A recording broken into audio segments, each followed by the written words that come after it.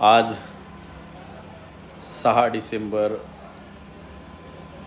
म्हणजे आजच्या दिवशी 6 डिसेंबर 1956 साली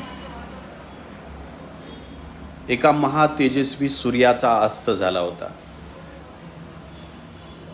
आणि या महातेजस्वी सूर्यानं जणू 5000 वर्ष गुलामगिरीच्या साखळदंडात आम्हा उपेक्षितांचा खिप्तत पडलेला लढा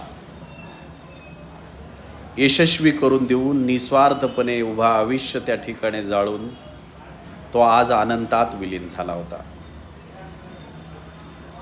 मित्र हो, बा भीमाच्या ह्या अनंत उपकाराला आपण आणखीन इथून पुढच्या किती जरी पिढ्यांनी त्यांची सेवा व निष्ठा बाळगली तरी बा भीमाचे उपकार कधीही फिटणार नाही.